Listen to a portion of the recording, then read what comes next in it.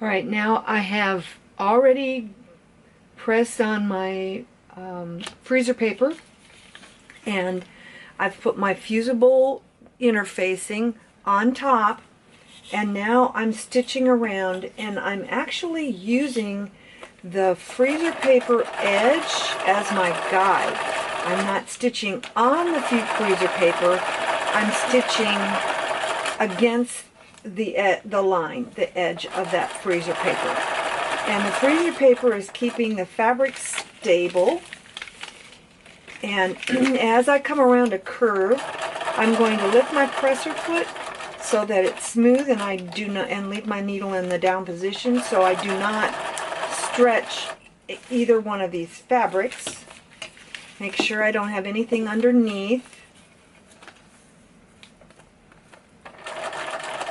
And as I come around here, I've already started stitching, so I could be ahead here so you don't get bored. So basically that's all you do for that next step.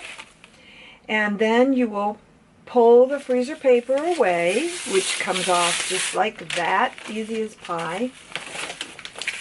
Oops. Cut my threads. And then what I have now, let me pull this away so you can see a little better. Okay, so now I have this stitched on, and it's just like a big hole stitch on there. And so now the next step is to cut it close to the edge. Get enough fabric around. So if you can see how close I've cut this, I've cut it with just a small amount of platform there. And now what I'm going to do is I'm going to stitch, this is called understitching, and I'm going to stitch the seam allowance that's left here. This is very slicky fabric. I'm going to stitch the seam allowance to this piece on the upper side. So let me see if I can zoom in for you. Whoops, wrong way. Okay, so now if you can see what I'm doing here, I have the presser foot. This fabric has got a mind of its own here.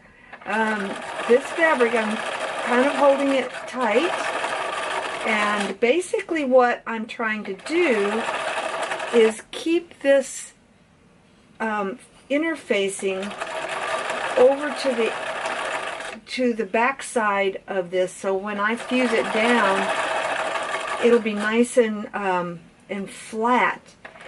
And if you don't understitch this and you just go on and start pressing it down, you'll end up with things just happening. There'll be puckers and all kinds of stuff, and you just but mostly this brings the edge real nice and sharp. And so see how I'm coming around this corner? If you can see without my hand being in the way. This is now the curve, and there's a little bit extra here, so you have to kind of let it ease itself in so that you will be flat when you turn it, because that's really important.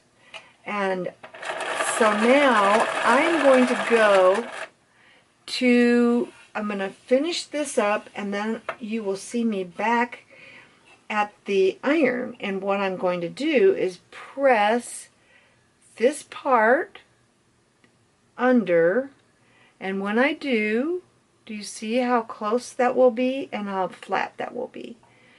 So I'll be back.